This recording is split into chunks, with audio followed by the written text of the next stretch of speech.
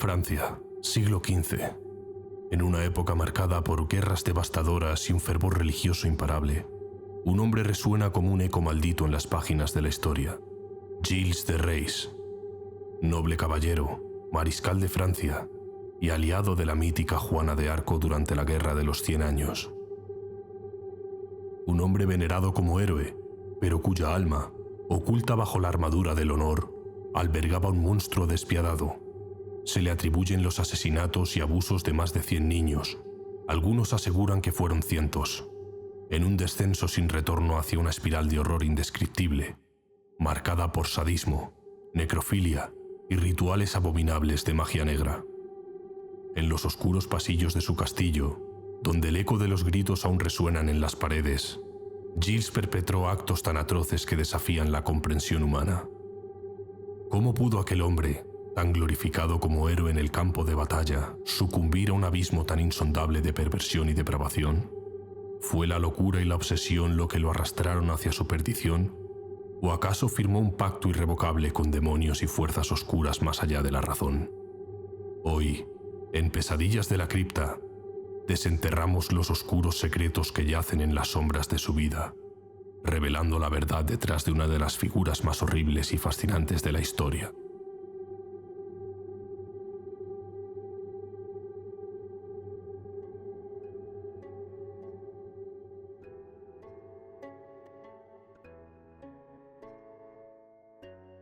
Gilles de Montmorency-Laval, más conocido como Gilles de Rais, vino al mundo en el año 1404, en la majestuosa fortaleza de Champtocé, cuna de una de las más ilustres y poderosas casas de la nobleza francesa.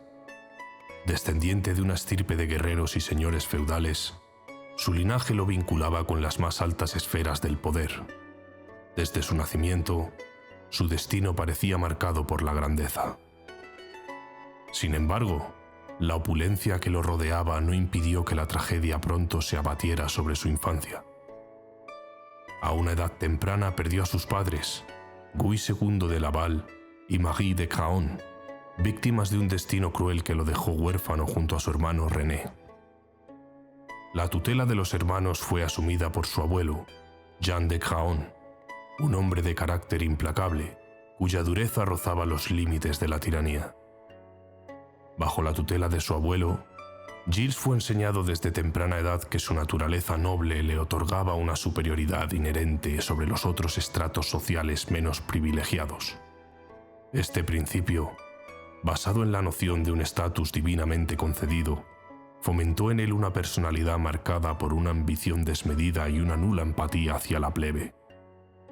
Estos rasgos germinaron en su infancia y fueron el caldo de cultivo para la cruel indiferencia que definiría el atroz sadismo de sus futuros actos. Pero antes de entrar en los escabrosos detalles de sus infames crímenes, indaguemos en el oscuro descenso que lo llevó a convertirse en una figura de terror y en uno de los primeros asesinos en serie de la historia.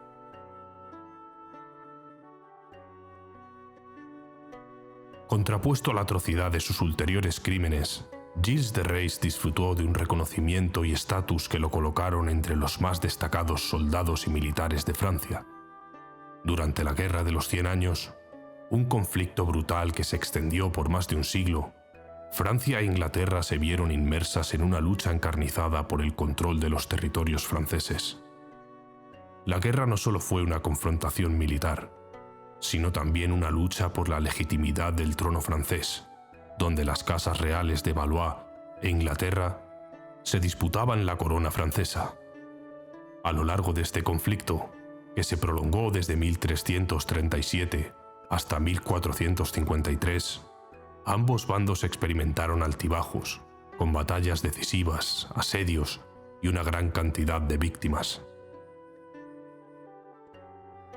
En este escenario, Gilles de Rais se destacó como uno de los comandantes más valientes y efectivos de Francia. Fue un líder excepcional durante la fase más crítica del conflicto, especialmente entre los años 1420 y 1430, cuando los franceses luchaban por mantener su territorio ante la invasión inglesa.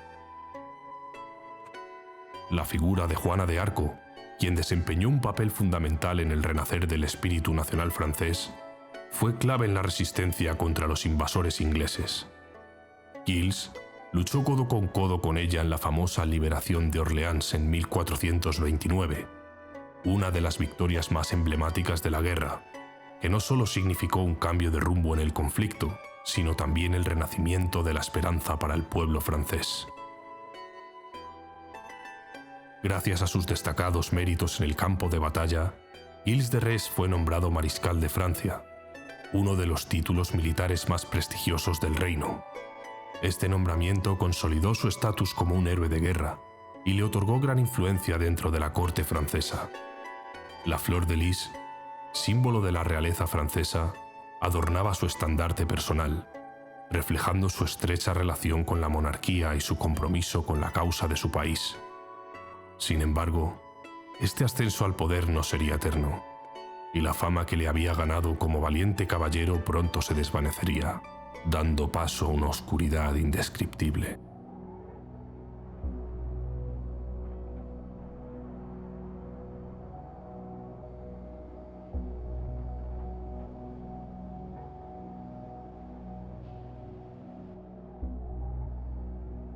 Con la guerra terminada y la gloria desvaneciéndose, Giles de Rés comenzó a buscar una forma de recuperar su menguante fortuna, la cual se había evaporado en costosas celebraciones y el desgaste del conflicto bélico.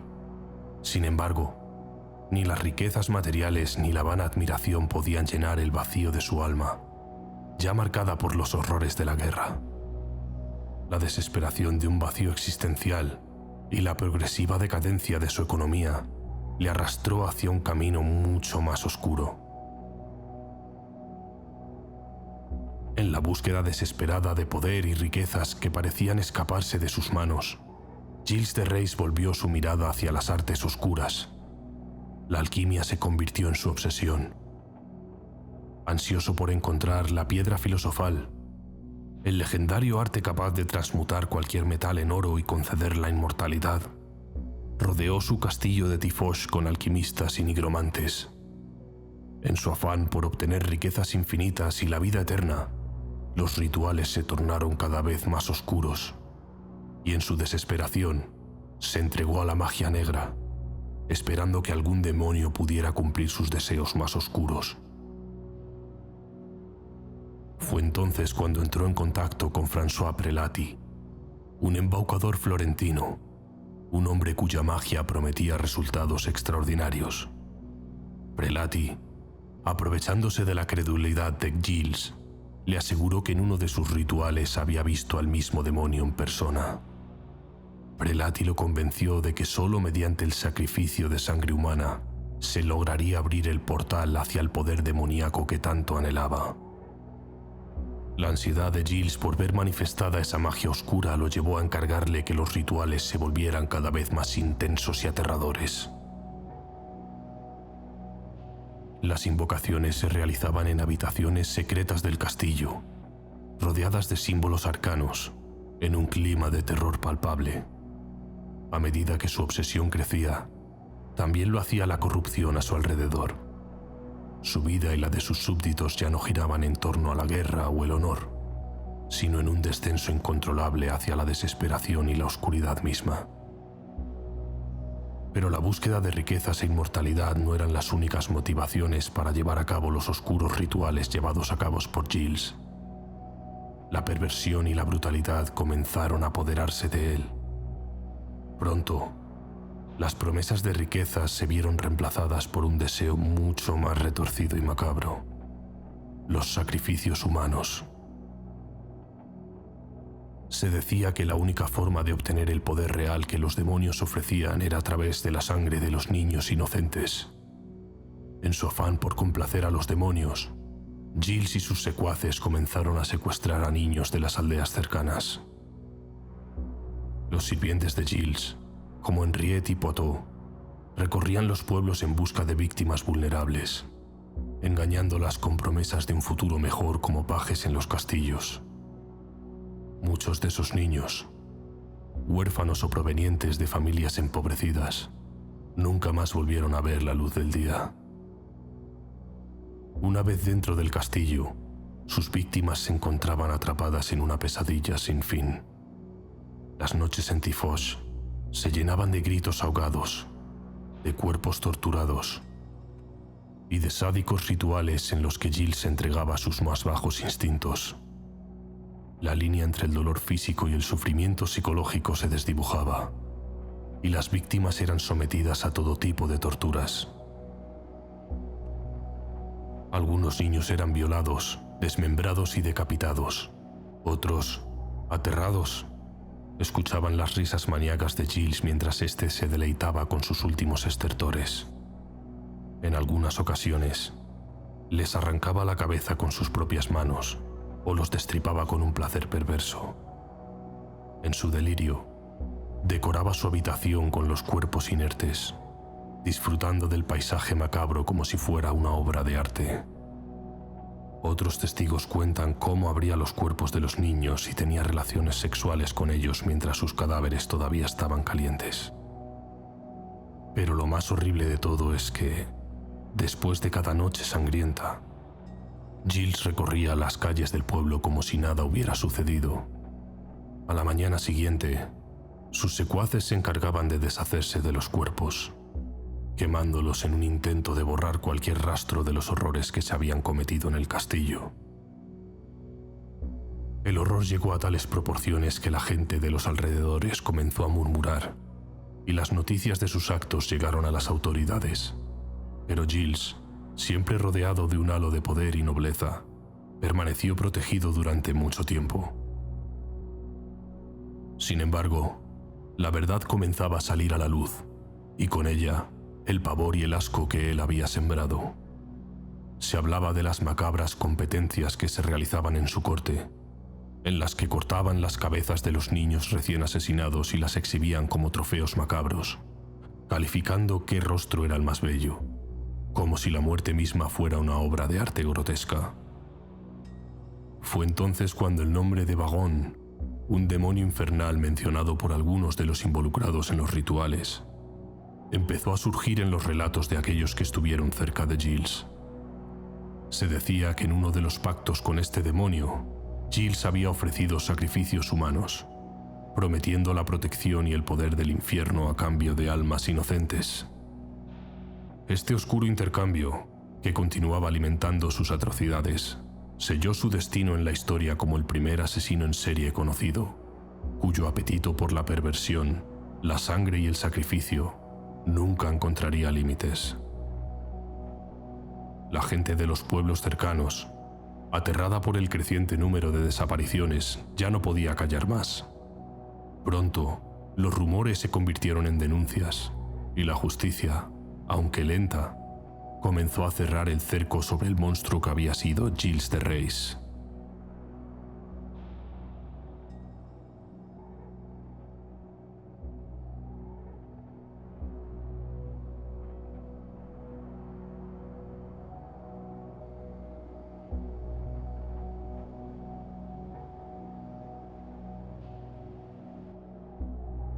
En 1440, las acusaciones finalmente lo alcanzaron. La desesperación de tantos niños no pasó desapercibida, y las sospechas se tornaron en denuncias. La Iglesia y la nobleza comenzaron a investigar.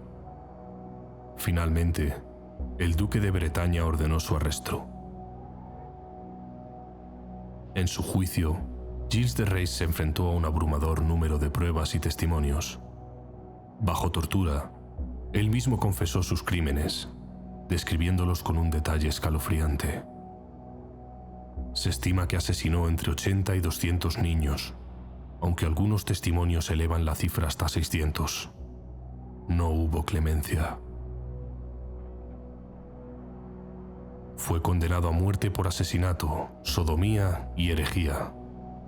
El 26 de octubre de 1440, Giles de Rys fue ahorcado y posteriormente su cuerpo quemado.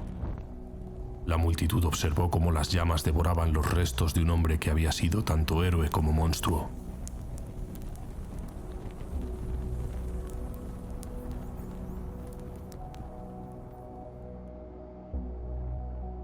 La historia de Giles de Rys nos enfrenta a la aterradora dualidad de la naturaleza humana. ¿Cómo es posible que un hombre, glorificado como héroe y defensor de su nación, pueda despojarse de toda humanidad para convertirse en un monstruo insaciable? Su vida y su caída nos recuerdan que el mal puede vestir las ropas más nobles y ocupar los más altos tronos, y que la sed insaciable de poder puede arrastrar a una persona hacia los abismos más oscuros y horribles, donde la muerte se convierte en un juego y la misericordia en un olvido. La obsesión por el poder, cuando se lleva al extremo, puede desbordar incluso las fronteras de lo imaginable, convirtiendo a un hombre en un ser irreconocible, atrapado en un ciclo eterno de oscuridad y sadismo.